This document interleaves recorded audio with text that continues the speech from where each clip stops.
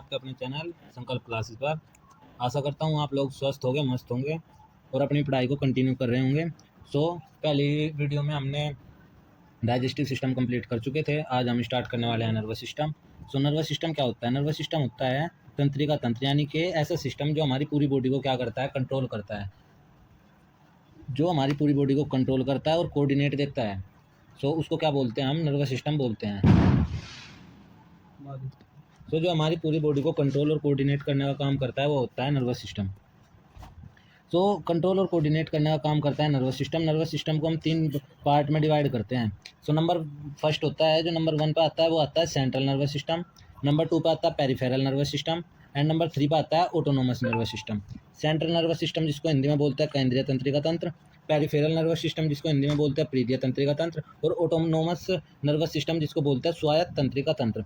अब हमें इसमें जो पढ़ना है वो पढ़ना है ओनली फॉर क्या, सेंट्रल नर्वस सिस्टम, केंद्रीय तंत्रिका तंत्र। ये दो हमें नहीं पढ़ने, ये हमारे एग्जाम के पॉइंट ऑफ व्यू में नहीं आते। ये हमारे एग्जाम में नहीं पूछा जाता, हमारे एग्जाम में पूछा जाता है सेंट्रल नर्वस सिस्टम से। सेंट्रल नर्वस सिस्टम क्या होता है? ब्रेन, मस्तिष्क और स्पाइनल कॉर्ड, मेरुरज्जु, यानी कि जो सेंट्रल नर्वस सिस्टम होता है उसको 2 पार्ट में डिवाइड करता है। नंबर 1 पे होता है ब्रेन जिसको मस्तिष्क बोलते हैं, और नंबर 2 पे होता है स्पाइनल कॉर्ड जिसको हिंदी में बोलते हैं मेरुरज्जु। सबसे पहले अब हम पढ़ेंगे ह्यूमन ब्रेन के बारे में। ह्यूमन ब्रेन के बारे में, स्टडी ऑफ ह्यूमन ब्रेन, यानी कि ह्यूमन ब्रेन के बारे में स्टडी क्या कहलाता है? न्यूरोलॉजी कहलाता है। ह्यूमन ब्रेन की जो लोकेशन होती है वो कहाँ पे होती है? जो कहाँ पे होता है हमारा ब्रेन? बेलोक्रेनियम, यानी कि जो कपाल होता है, हमारी खोपड़ी होती है उसके नीचे होती है।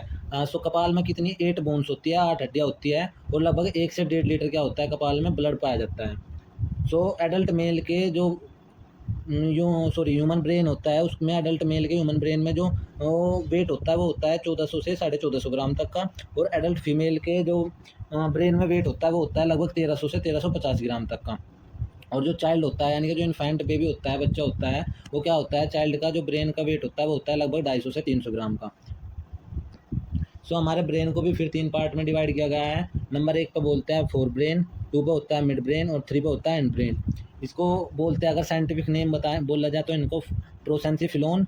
नंबर 1 पे प्रोसेंसिफिलोन, नंबर 2 पे मेसोनसिफिलोन और नंबर 3 पे होता है रोम्बोएंसिफिलोन। क्या होता है? रोम्बोएंसिफिलोन। आपको याद रखना है कि जो फर्स्ट होता है वो होता है फोर ब्रेन, नंबर 2 पे आता है मिड ब्रेन और नंबर 3 पे आता है वो होता है हिंड ब्रेन। हिंड ब्रेन और मिड ब्रेन और फोर ब्रेन। फोर ब्रेन क्या होता है? फोर ब्रेन के 3 पार्ट्स होता है, और हिंड ब्रेन के भी क्या होता है? 3 पार्ट्स में डिवाइड होता है। फोर ब्रेन कौन कौन से पार्ट्स में डिवाइड होता है? तो फोर ब्रेन में होता है थैलेमस, नंबर 2 पे होता है हाइपोथैलेमस, और नंबर 3 पे होता है जिसको बोलते हैं हम प्रैमस्टिस, और इंग्लिश में इसको बोलते हैं सेरेब्रम। ऐसे ही जो हिंड ब्रेन होता है, यानी कि फोर ब्रेन हमारा जो आगे माथे वाला पार्ट होता है उसको फोर ब्रेन बोलते हैं, और जो पीछे वाला पार्ट होता है उसको हिंड ब्रेन बोलते हैं। वो भी 3 टाइप में होता है। वो कौन कौन से में होता है? वो होता है जिसका पहला पार्ट होता है पोन्स फेरोलाई, नंबर 2 पे आता है मेडुला ओब्लंगाटा, नंबर 3 पे आता है सेरेब्रम जिसको बोलते हैं अनुमस्तिष्क, यानी कि इसको छोटा दिमाग बोला जाता है। ह्यूमन ब्रेन क्या होता है? अब ह्यूमन ब्रेन के बारे में हम थोड़ी सी बातें पढ़ेंगे। ह्यूमन ब्रेन में लगभग 70,000 से 80,000 थॉट्स पर डे आती है, और उसमें लगभग 90% थॉट होती है जो वो क्या आती है, नेगेटिव थॉट्स आती है हमारे ब्रेन में, और जो 10% होती है वो लगभग पॉजिटिव थॉट्स होती हैं। C6H12O6 ये क्या होता है? ग्लूकोज के साथ जब ऑक्सीजन मिलता है तो वो एक क्या होती है, रिएक्शन होती है, और उसमें क्या होती है हमारी बॉडी में कार्बन डाइऑक्साइड और एनर्जी बनती है एटीपी की फॉर्म में। क्या बनती है? एनर्जी बनती है एटीपी की फॉर्म में।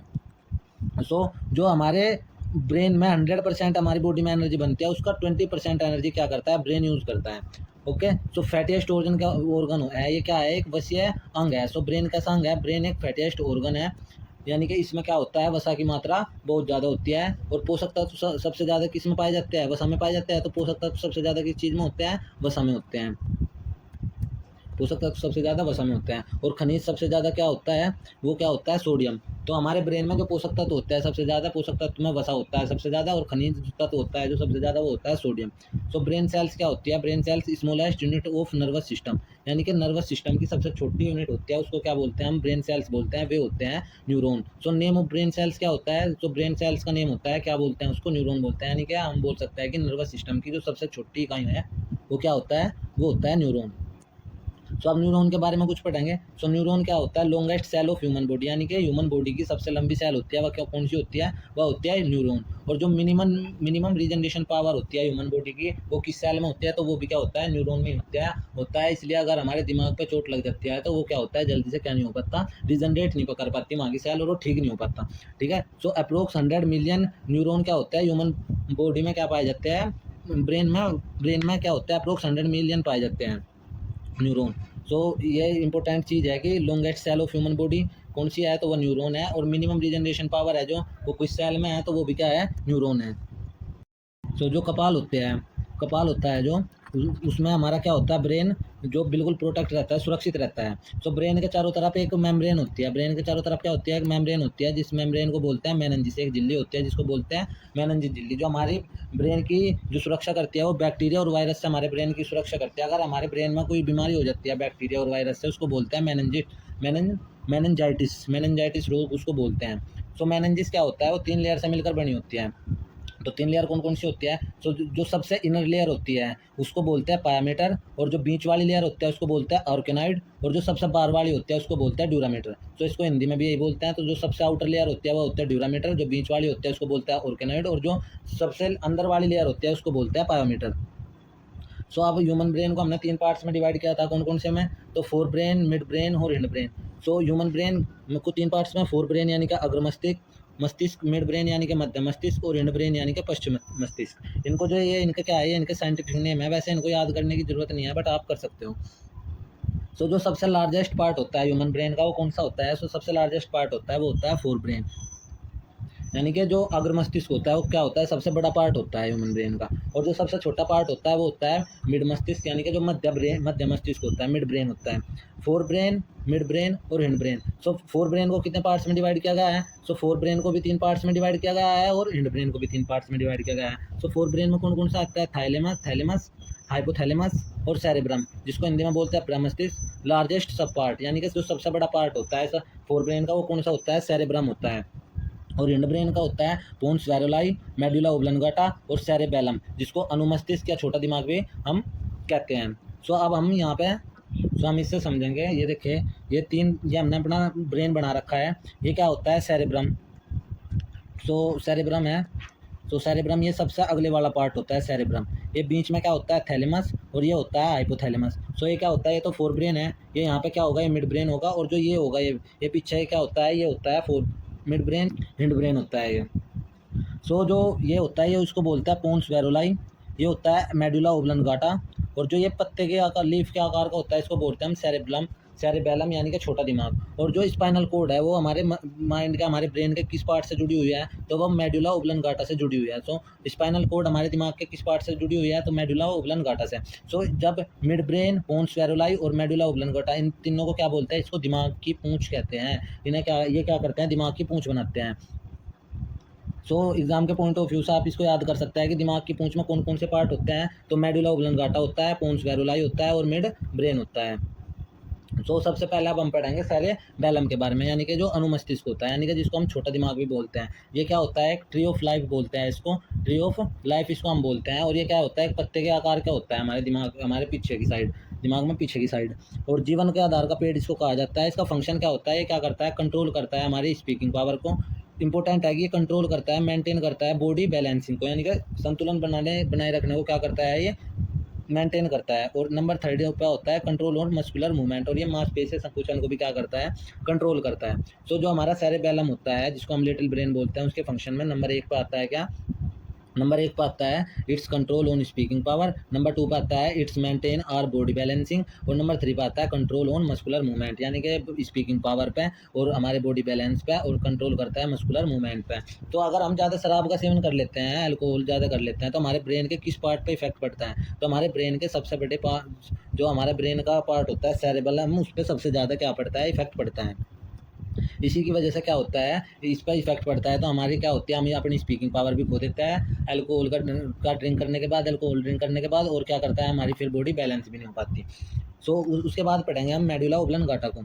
सो मेडुला ओब्लंगाटा क्या है, इसका फंक्शन क्या होता है, इसका फंक्शन होता है इनवॉलेंट्री रिएक्शन, यानी कि जो अनैच्छिक क्रियाएं होती हैं, ये क्या है, हमारी स्पाइनल कोड से जुड़ा हुआ होता है। और ये हमारी अनैच्छिक क्रियाएँ जो हमारे हाथ में नहीं होती, जो खुद से हमारी बॉडी में होती है, वो क्या करता है, ये सब कंट्रोल करता है। तो जो जैविक अभिक्रियाएँ हैं, यानी कि जिनकी एब्सेंस अगर ये नहीं हुई हमारी बॉडी में, तो हमारी डेथ हो जाती है। और जो एक्सेसरी रिएक्शन है, यानी कि सहायक क्रिया है, अगर ये होती भी नहीं तो हमें ज़्यादा कोई प्रॉब्लम नहीं होती। तो किस को ये कंट्रोल करता है, तो जो ये कंट्रोल करता है, ये करता है रेस्पिरेशन को। मेडुला ऑब्लंगाटा किसको कंट्रोल करता है, रेस्पिरेशन को, यानी कि श्वसन की प्रक्रिया को। नंबर 2 पे ये कंट्रोल करता है डाइजेशन को, यानी कि हमारे पाचन को। और नंबर 3 पे कंट्रोल करता है एक्सक्रीशन को, यानी कि उत्सर्जन को। और ये क्या करता है, ब्लड सर्कुलेशन को कंट्रोल करता है। और हमारी जो हार्ट बीट होती है उनको, उस चीज़ को कंट्रोल करता है। और जो डजंट डाई, यानी कि अगर ये नहीं भी हुई तो हमारी बॉडी में कोई ज़्यादा इफेक्ट नहीं डाल लगी। तो ये हिकअप्स यानी कि हिचकियों को कंट्रोल करता है। स्नीजिंग यानी कि छींक को। स्नोरिंग यानी कि डकार को, सॉरी स्नोरिंग यानी कि खराटों को। और बर्फिंग मतलब डकार को करता है। और कोल्ड एंड कफ हो जाती है, यानी कि खांसी जुकाम को कौन कंट्रोल करता है, तो ये करता है medulla oblongata. And blinking of eyes को कंट्रोल करता है, यानी कि आंख का झपकना। और योनिंग यानी कि उबासी को भी कंट्रोल कौन करता है, तो वो करता है मेडुला ओब्लंगाटा। नंबर 3 पर पढ़ेंगे अब हम पोन्स वेरोलाई। सो फ्रेंड्स, आप इस चीज़ को ज़रूर याद करें कि हमारे माइंड का कौन सा पार्ट हमारे कौन सी चीज़ को कंट्रोल करता है, बॉडी के किस पार्ट को, किस रिएक्शन को, किस चीज़ को कंट्रोल करता है। तो आप इन चीज़ों को ज़रूर याद करें। सो पोन्स वेरोलाई नंबर 3 पर आता है पोन्स वेरोलाई। सो पोन्स वेरोलाई क्या होता है, पोन्स वेरोलाई बॉडी पार्ट से सिग्नल भेजने का काम करता है। ठीक है, तो पोन्स वेरोलाई क्या करता है, बॉडी पार्ट से सिग्नल को, यानी कि जो स्किन है, स्किन और हार्ट, जो स्किन और हार्ट के सिग्नल क्या करते हैं, पहले पोन्स वेरोलाई के पास आते हैं। फिर ये क्या करता है, स्किन वाले सिग्नल को फोर ब्रेन के पास, और इसको हार्ट वाले सिग्नल को हिंड ब्रेन के पास भेजता है। तो पोन्स वेरोलाई का जो काम होता है, वो क्या काम करता है, तो वो ये काम करता है कि कहाँ से सिग्नल हमारे माइंड में, किस बॉडी पार्ट से सिग्नल आ रहे हैं, और वो किस माइंड के किस पार्ट में उसको भेजना है। तो ये डिसाइड कौन करता है, डिसाइड करता है पोन्स वेरोलाई। ठीक है, सो रेस्पिरेटरी सिस्टम, यानी कि श्वसन तंत्र को कौन, पूरे श्वसन को कंट्रोल कौन करता है, श्वसन को कंट्रोल करता है नॉर्मली मेडुला ओब्लंगाटा, नॉर्मल श्वसन को। लेकिन पूरे जो रेस्पिरेटरी सिस्टम होता है, श्वसन तंत्र होता है, उसको कंट्रोल कौन करता है, सो उसको कंट्रोल करता है पोन्स वेरोलाई। तो फ्रेंड, इससे आगे की हम नेक्स्ट क्लास में इससे आगे पढ़ेंगे। सो आशा करता हूँ आप लोगों को ये वीडियो अच्छी लगी होगी, समझ आई होगी। So please share and comment and subscribe. अगर इसमें कोई आपको समझ में कुछ नहीं आया तो आप हमें प्लीज़ कमेंट कर सकते हैं। So thank you so much.